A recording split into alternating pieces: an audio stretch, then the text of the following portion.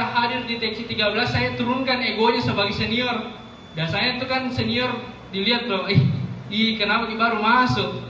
Lama kita TC kenapa baru masuk? Tidak malu gitu. Begitu yang bilang temanku semua. Tidak aja. Karena saya memang mau belajar.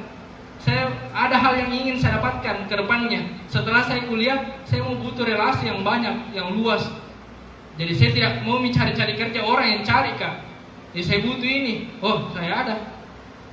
Seperti itu poinnya. Menurunkan ego dan konflik pribadi. Jangan sampai ada di kerja sama tim ini. Makanya itu perlu pemimpin yang efektif tadi. Peran yang tidak jelas. Itu tadi pembagian perannya. Harus jelas. Ini divisi ini, ini divisi ini, ini divisi ini. Kerjanya apa. Lalu yang berikutnya, disiplin dan komitmen rendah. Ini, ketika anggota itu menghindari tanggung jawab, tidak disiplin, tidak ada rasa kepemilikannya tadi tentang acara, ini yang terjadi, disiplin dan komitmen rendah. Alasan apa? Contoh, kalian misalnya inaugurasi nanti, ada tim yang tidak datang, ada yang orang tidak datang, alasannya apa? Kerja tugas alasannya. Terus kita tidak kerja tugas, kita sama-sama kerja tugas semua. Dan alhasil banyak case ini. Alhasil itu di akhir malah yang duluan lulus itu yang ikut kepanitiaan lebih banyak dibanding yang selalu alasan kerja tugas. Duluan lulus. Banyak case seperti ini. Karena kenapa? Karena dia banyak yang kenal, banyak bisa bantu untuk kerja tugasnya.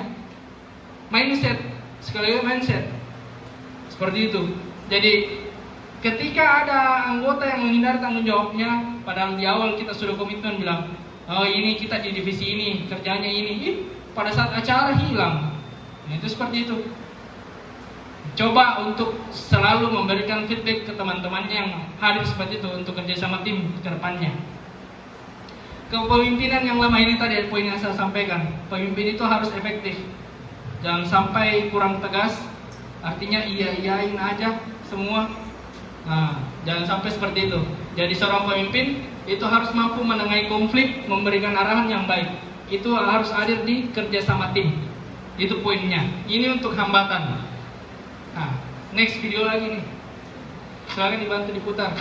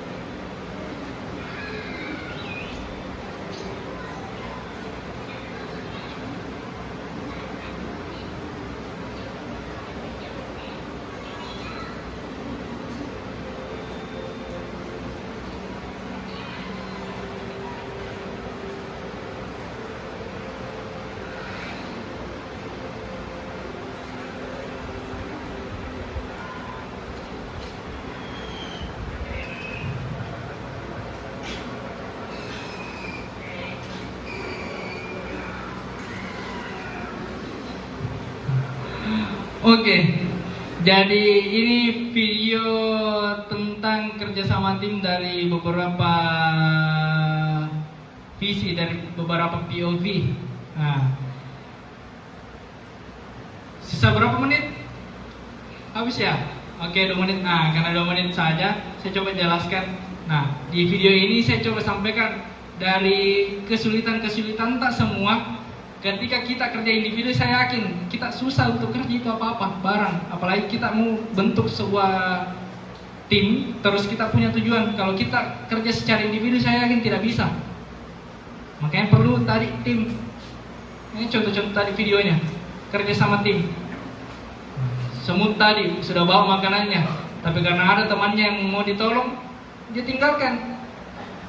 Dia lebih memilih untuk bantu temannya. Poinnya ada memang untuk kepentingan pribadi, tapi ada poin di mana kepentingan pribadi itu dimundurkan dulu, karena kita sebagai tanggung jawab kita sebagai tim. Nah, itu yang poin yang ingin saya sampaikan. Nah, ini terakhir ada kata-kata dari saya. If you want go fast, go alone. If you want go far, go together. Nah, artinya ketika kamu misalnya mau cepat-cepat, sendiri mungkin saya kerja. Karena kita tunjuk yang tahu sendiri itu diri tak. Sendiri mungkin kamu mau cepat-cepat, tapi sorry, tidak ada orang yang pasti akan bantu kita. Nah, kerja tak cepat selesai. Nah, ada teman saya itu kerja cepat selesai, tapi di akhir penilaiannya C, B, yang awalnya harusnya A.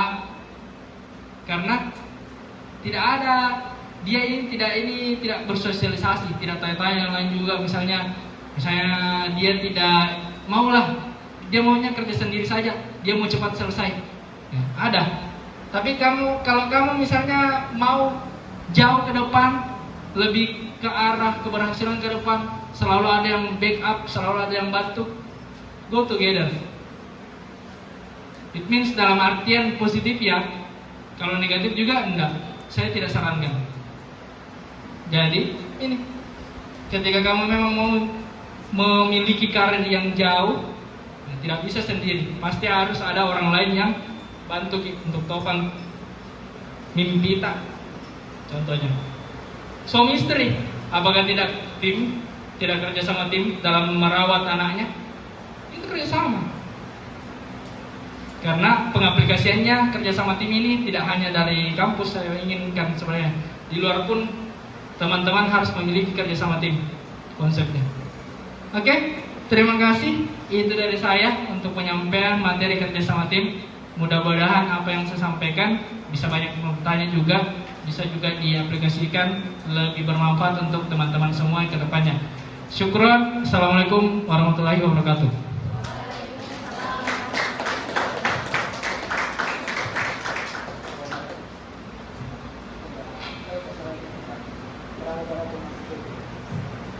Oke, baik. Lanjut nih sesi Q&A. Jadi dipersilahkan yang ingin bertanya angkat nih tangannya.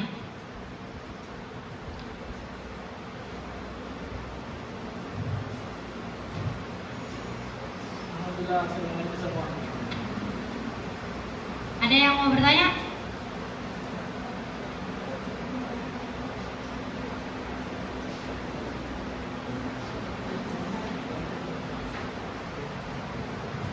Oke, mungkin tidak ada sih yang bertanya. Itu tadi materi dari Kak Andika yang sangat menarik. Untuk mungkin sudah selesai juga waktunya. Cukup nih materi kedua pada hari ini. Oke, saya kembalikan nih ke MC.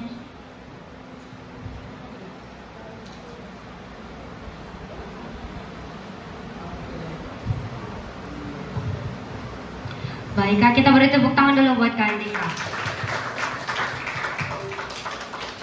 Terima kasih banyak Kak atas penyampaian materinya. Semoga teman-teman sekalian bisa menerapkan